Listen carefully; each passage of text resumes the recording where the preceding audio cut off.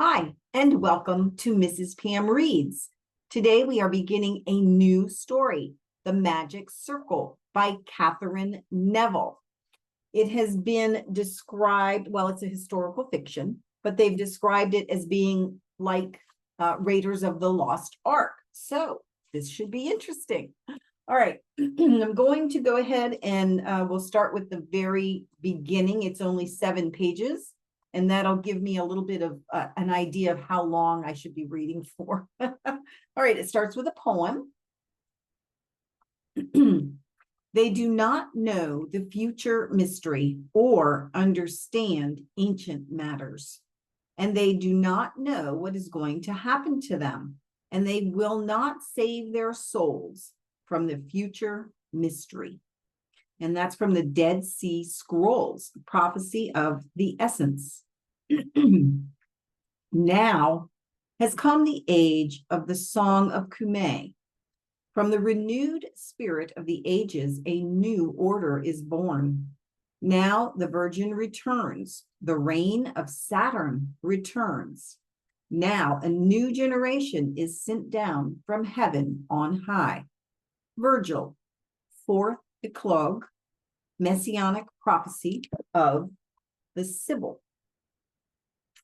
All right, it starts in Cumae, Italy, autumn AD 1870. It was just before dusk. The volcanic lake Avernus, high above Cumae, seemed to float in the air, partly veiled with a thin metallic haze. Between the patches of mist, the lake's glassy surface mirrored opulence, clouds scudding across the crescent sliver of the moon. The walls of the crater were wild with scrub oak, changing color from blood red to purple in the descending twilight. The aroma of the dark, sulfurous lake filled the air with a sense of danger. The very landscape of this ancient hallowed spot seemed to be waiting for something that had been foretold for thousands of years, something that was about to happen tonight. As the darkness deepened, a figure slipped stealthily from the trees bordering the water's edge. It was followed swiftly by 3 others. Though all 4 were dressed in sturdy leather breeches, jerkins, and helmets, it was clear by form and bearing that their leader was a woman. Over her shoulder, she carried a pickaxe, a roll of oiled tarpaulin, a sturdy rope, and other climbing gear. Her male companions followed silently, skirting the rim to the far side of the lake. The woman moved back into the shadows where a thick cluster of trees camouflaged an overhanging cliff.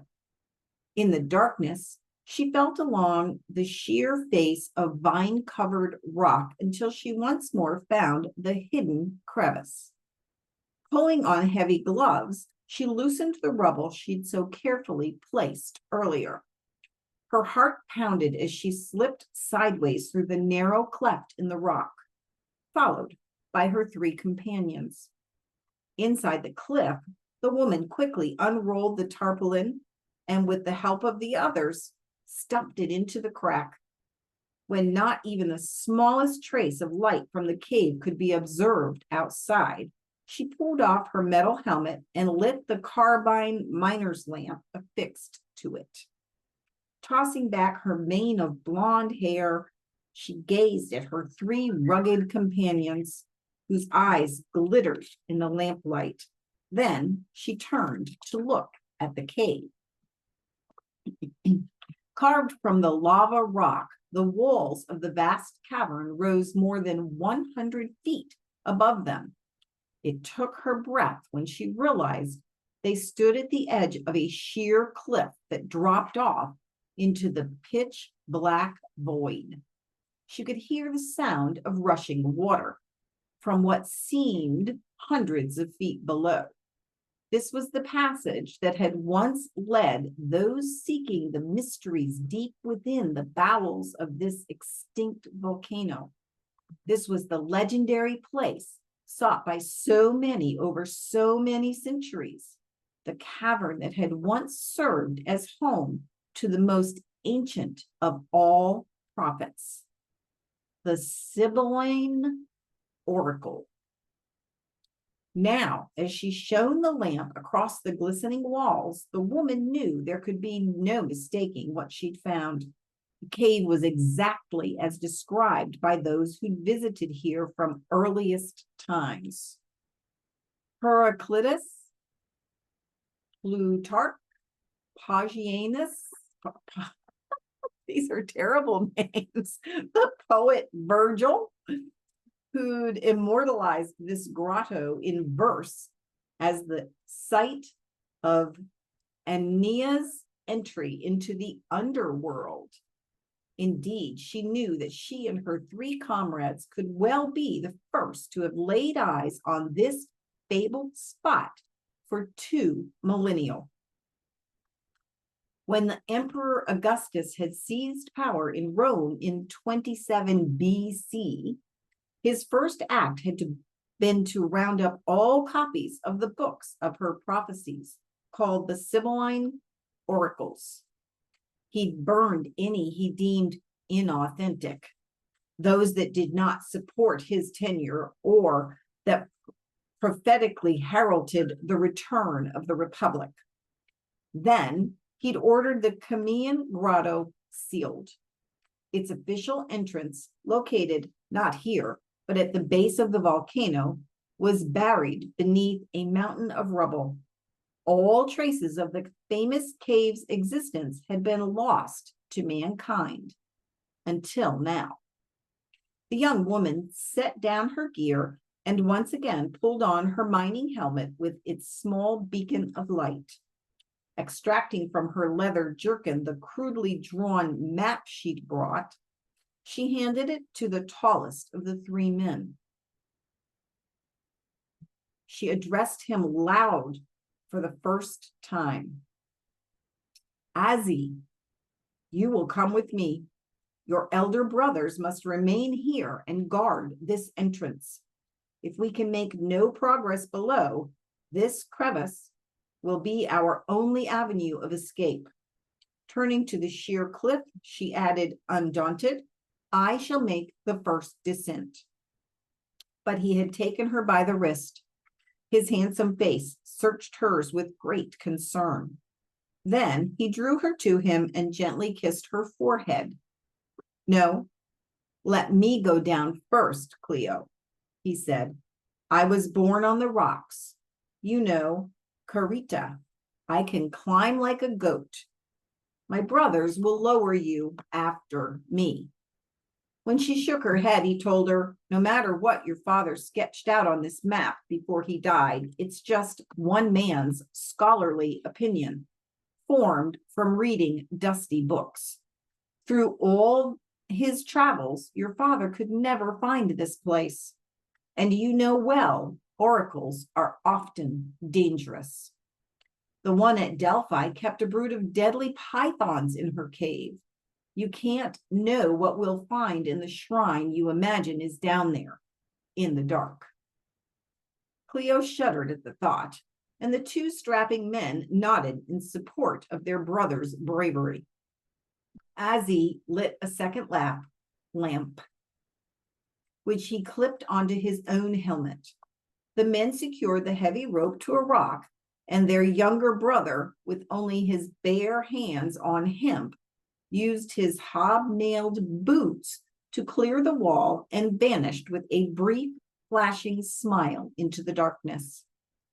After what seemed like a very long while, the rope swung loose, so they knew he had touched bottom. Clio passed her own rope between her legs to form a harness, which the brothers secured to the main line as double protection if she slipped. Then she, too, went over the side. As Clio descended the sheer rock face, alone, in silence, she studied the schist in the light of her lamp as if it contained the key to some riddle. If walls had ears, she thought, this one might reveal thousands of years of mysteries, just like the Sibyl herself, a woman who could see all of the future and the past. The oldest oracle in history, a woman who lived in many lands over dozens of generations, the Sibyl was born on Mount Ida, from which the gods once overlooked the war on the plains of Troy. More than 500 years before Christ, the Sibyl traveled to Rome, where she offered to sell to King Tarquin the books of her prophecies spanning the next 12,000 years. When he refused to meet her price, she burned the first 3 volumes, then the next 3, until only 3 books were left. Tarquin did buy these, and he enshrined them in the temple of Jupiter, where they remained until that structure too burned to the ground in 83 BC, along with its precious contents. The Sibyl's vision was so profound and far-reaching, she had been granted any wish by the gods. She asked to live for 1,000 years, but she forgot to ask for youth. As the end of her life approached, she had shrunk so small that nothing remained but her voice, which still prophesied from a little glass ampulla placed in this ancient cave of mysteries. People traveled far and wide to hear her song until Augustus silenced her for eternity with Neapolitan clay. Clio hoped beyond hope that the information her father had gleaned from his wealth of readings and ancient texts, a vision he'd only really understood on his deathbed, would prove true. Whether true or not, to follow the overriding wish of a dying man had already cost her everything she'd known in her young life. When she reached bottom, she felt Azzy's strong hands grasp her waist, helping her to gain her footing on the slippery rocks that bordered the on-rushing underground river. They made their way far more than an hour through the caverns beneath the volcano, following the directions her father had laid forth on the map. At last, they came to the hollow, high in the rock, beneath which the Sibyl's successors, young country girls, had for centuries sat on a golden throne, now a mass of crumbled stones, transmitting the prophecies passed down through them from the mind of the ancient goddess. As he stopped beside Clio. Then he unexpectedly bent to her and he kissed her on the lips. He smiled. "You are nearly free," he said. Without another word, he bounded up the crumbled pile of rock to the hollow, scaling the last length of cliff with his hands. Clio held her breath as he gained purchase against the rock with his boots, and she saw him stretch his arm to reach his hand into the high hollow, feeling about in the dark hole above his head. After a long moment, he drew something out. When he returned, he handed it to Clio. It was a shimmering object, like a tiny vial, not much larger than her palm. Clio had never believed that Sibyl's voice was contained in an ampulla, but rather that the ancient vial held her prophetic words. Her prophecies, Plutarch had said, were written on small bits of metal, so light and fragile that, when released, they were borne away on the wind. Clio carefully opened the vial, and the tiny leaves tumbled out into her palm, each the size of a fingernail, and each inscribed in Greek. She touched one leaf and looked into Azzy's dark purple eyes, gazing into her own. "What does it say?" he whispered. "In Greek, this one says, en to pan," she told him. "It means 1 is all. Sybil had foretold what would happen at each critical turning point in history, and more important, how it was connected to each critical event of the past. It was said that she predicted the dawn of a new celestial age immediately following her own, the age of Pisces, the fish, whose avatar would be a virgin-born king. Sybil could see mysterious connections, like spider threads spanning thousands of years, connecting the age of Pisces with that of Aquarius, the water bearer, an age that would not dawn until 20 centuries later, which would be just about now, 1870. Clio slipped the leaves back into the vial, but as she and Azzy began their long trek through the caves back toward the surface, she feared she knew what this moment really meant. It was as her father had always imagined. By unearthing a bottle like this, a bottle filled with time, by uncorking the long mute voice of the past, she'd opened a door that perhaps should have remained closed. A Pandora's box. Tonight, the Sibyl's song that had lain mute in darkness beneath the volcano had been reawakened and to be heard once more by humans for the first time in nearly 2,000 years. Ooh, that sounds exciting. Okay, so that was 1870. That's where we're going to stop for now. And I look forward to seeing what happens next. All right, you guys, I hope you have a wonderful day, and I will see you next time. Bye.